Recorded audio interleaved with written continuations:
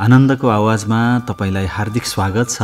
मैले योभन्दा अगाडि तपाईलाई सुनाएको काफल पाक्यो चरीको कथा र बिउ कुयो चरीको कथालाई धेरै माया गरिदिनु भएकोमा हार्दिक धन्यवाद छ। धेरै श्रोताहरूले न्याउली चरीको पनि कथा भन्नु पर्यो भन्ने आग्रह गर्नुभएको कारणले आज म तपाईहरूलाई न्याउली चरीको कथा सुनाउँछु। न्याउली चरीलाई बिरहको प्रतीकको रूपमा लिइन्छ। किन न्याउली चरीले बिरहको भाका गाउँदै गाउँदै वनपाखा गरिरहन्छ? धेरै गीतहरूमा तपाईहरूले सुन्नुभएको होला न्याउलीले बिरह पुग्छ भनेर भनिएको हुन्छ। आउनुहोस् आजको कथा सुनौ, न्याउली चरीको कथा। कर्णाली प्रदेशमा प्रचलित न्याउली चरीको कथा। सत्ययुगको कुरा हो। एकादेशको एउटा परिवारमा सासू र बुहारी मात्रै थिए। सासू आमा अलिक कडा स्वभावकी थिइन्। बुहारी गर्भिणी भएपछि उनको पतिको मृत्यु भएको थियो। त्यसको केही समयपछि बुहारीले छोराको जन्म दिइन्। सासूको एकदमै कडा परिपाटीमा दिनहरू चलाउनु पर्ने बुहारीको दिनचर्या थियो। एकातिर दुधे छोरो र सुत्केरी ज्यान, अर्कोतिर एकदमै कडा खालकी सासू। सासूले बुहारीलाई निकै कचाउँथिन्। दुधे बालक बिस्तारै हुर्कँदै थियो। फागुन चैत महिनाको एकदमै उराठ लाग्दो मौसममा ती सासू आमाले बुहारीलाई बारीको काममा पठाइन्। बारीको सबै काम सकाएर मात्रै घर फर्कनु भन्ने सासू आमाको उर्दी समेत लगाइन्। दुधे छोरालाई घरकै झोलुङ्गोमा सुताएर बुहारी चाहिँ बारीको काममा सबेरै निस्किन्। यता बारीको काम सकाउनु पर्ने बुहारीलाई हम्मे हम्मे परिरहेको छ, उता उसको दुधे छोरो भोकले रुन थालिसकेको थियो। घर नजिकै बारी भएको कारणले छोरो कोर्कोमा भोकले रोइरहेको आमाले सुनिरहन्थिन्। तर उनलाई विडम्बना, सासूले सबै काम भ्याएर मात्रै घर फर्कनु नत्र काम नभइकन घर नफर्कनु भन्ने उर्दी जारी गरेकी थिइन्। बोली नफुकेको दुधे छोरो भोकले एकदमै धेरै रुन थाल्यो। बारीमा व्यस्त आमाले पर्ख पर्ख म काम भ्याएर आउँछु भनेर मेलोमा तल्लीन रहिरहन्। भोकले लखतरान परेको छोराले अन्तमा शरीरमा चराको पखेटा निकाल्यो र सुताएको झोलुङ्गोबाट उठेर न्याहु न्याहु भन्दै उड्दै उड्दै टाढा गयो। अघिसम्म छोराको रुवाई सुनिरहेकी आमाको कानमा एकैचोटि छोराको न्याहु न्याहु भन्ने आवाज सुनिन थाल्यो। आमाको मन झस्कियो। यसो हेर्दा त छोरा उड्दै उड्दै रुखको डाली डालीमा पुगिरहेको छ। हताश हताशमा आमाले पनि पखेटा हालेर छोरालाई पछ्याउन पुगिन्। तर छोरालाई भेट्टाउन भने सकिनन्। भोक लाग्दा दुध चुसाउन नआएको झोकमा छोराले आमाले खुवाएको 10 धारा दुध फिर्ता गर्ने सोचमा पुग्यो। सुरुमा छोरो उड्दै उड्दै दुधिलाको हाँगामा बसेर 1 धारा दुध दुधिलाको रुखमा खन्यायो। फेरि त्यहाँबाट भुरुरु उड्यो, खिर्राको रुखमा गएर बस्यो र त्यहाँ 1 धारा दुध खन्यायो। एवं तरिकाले तिमला, बिरौला लगायतका 10 वटा रुखका हाँगामा गएर उसले 10 धारा दुध सबै तिनै रुखमा खन्यायो। छोराको त्यस्तो काम देखेर आमाको मन निकै भक्कानियो। आमाले छोरालाई पर्ख पर्ख भन्दै उड्दै नजिक नजिक जान खोज्थिन्, तर पनि उनले छोरालाई कहिल्यै पनि भेट्टाउन सकिनन्। रुँदै भोकले आलाप बिलाप गर्दा पनि दुध नचुसाएको झोकमा छोराले दुध मात्रै फिर्ता गरेन, गर्भदेखि नै आफ्नो शरीरमा आएको आमाको रगत खन्नेको रुखको हाँगामा लगेर खनाइदियो। त्यसपछि छोराले आमालाई श्राप दियो, आमा तपाईको र मेरो जिन्दगीभरि देखादेख चाहिँ होस्, तर कहिले पनि भेट नहोस्।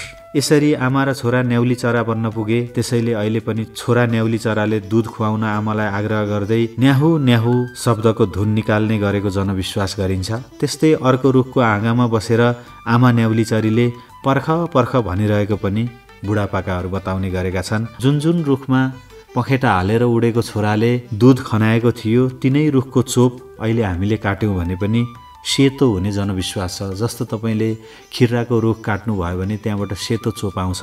रगत खन्याएकोले खन्नेको रुखको चोप रगत जस्तै रातो भएको समेत विश्वास गरिन्छ।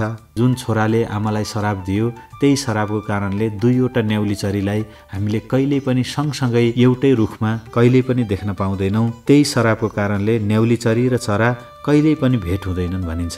एउटै रुखमा उनीहरू देखिन्नन् पनि। मैले न्याउली चरीको कथा कर्णाली प्रदेशमा रहेको किम्बदन्तीको अनुसार यहाँलाई सुनाएँ। आउनुहोस् अब कोशी प्रदेशमा न्याउली चरीलाई किन बिरहको प्रतीकको रूपमा लिइन्छ भनेर एउटा किम्बदन्ती रहेको छ। त्यो किम्बदन्ती अब सुनाउँछु, न्याउली चरीको कथा। धेरै अघिको कुरा हो। हालको कोशी प्रदेश अन्तर्गत एउटा दुर्गम पहाडी गाउँमा एउटा सुनार दम्पति बस्थे। उनीहरूको एक नाबालक छोरा थियो।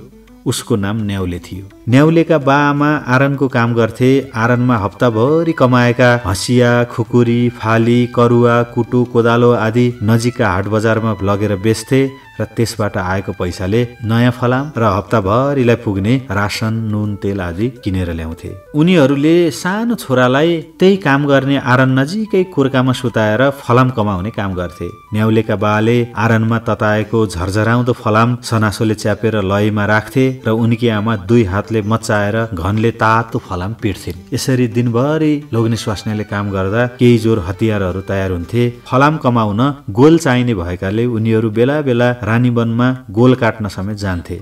साँझमा दुवैजना ढोक्साभरि गोल बोकेर घर फर्किन्थे।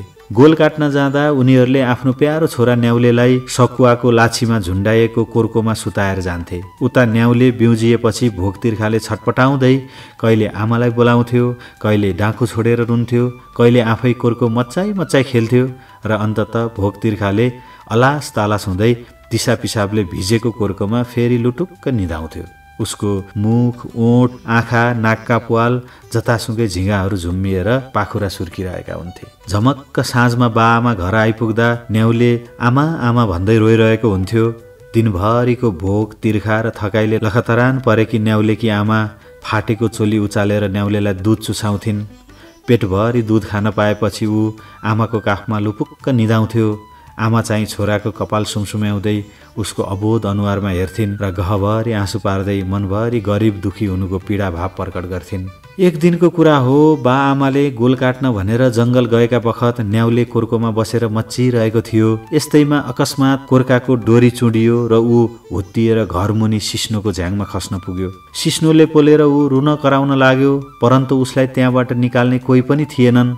बेलुका गोलको भारी लिएर घर फर्केका बाआमाले न्याउलेलाई सिस्नोको झाङमा रोइरहेको देखे। त्यसपछि उनीहरू हत्तपत्त गोलको भारी बिसाएर छोरालाई त्यहाँबाट निकालेर घरमा लगे। उसको शरीर सिस्नोले पोलेर राताम्य भई सुन्निएको थियो। यस्तैमा उनका बाले छोराको शरीरमा अनेक जडीबुटीहरूको मलम लगाई सिस्नोको डाह शान्त गराए। दुखीलाई जसो गरे पनि दुःखमाथि दुःख भने झैं केही समयपछि उनीहरू पुनः गोल काट्न भनेर रानीवन गएका बखत उसको छोरालाई फेरि विषालु सर्पले डस्यो।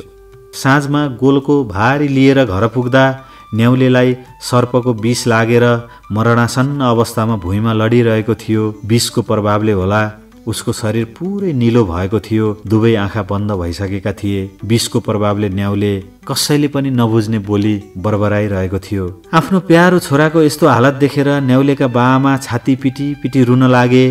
उता न्याउलेकी आमा भने आफ्नो छोरालाई काखमा लिएर कहिले आँखा खोलिदेऊ न मेरो छोरा भन्दै रुन्थिन्, कहिले एकपटक आमा भनेर बोलाइदेऊ न मेरो छोरा भन्दै भक्कानिन्थिन्, कहिले अनुहारमा मै खान्थिन्, कहिले काँधमा बोक्थिन्, कहिले झकझकाएर उठाउन खोज्थिन्। तर न्याउले भने हलन चलको अवस्थामा पुगेको थियो। यस्तैमा न्याउलेका बाले सर्पको विष काट्ने अचुक जडीबुटीहरू ल्याएर छोरालाई खुवाए।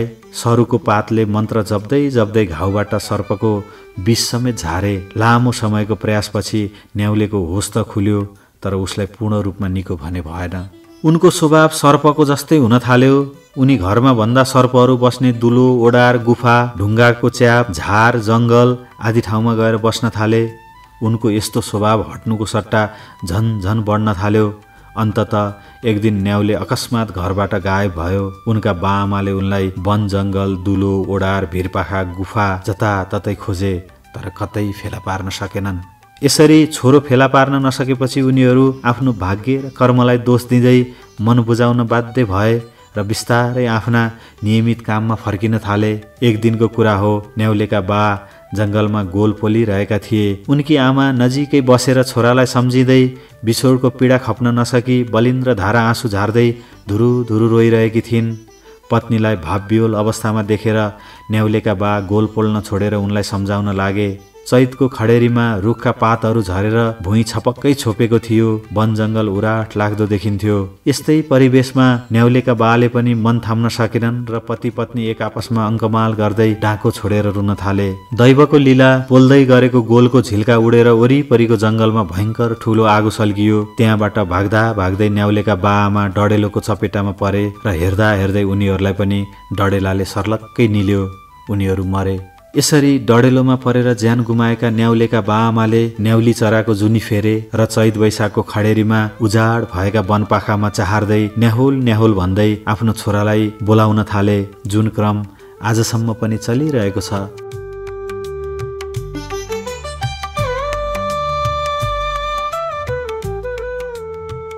आज मैले तपाईहरुलाई न्याउली चरीको कथा सुनाए। एउटा कर्णाली प्रदेशतिर प्रचलित किम्वदन्ती र अर्को कोशी प्रदेशतिर प्रचलित किम्वदन्ती। यो कथा यति नै। सुन्नेलाई सुनको माला, भन्नेलाई फूलको माला।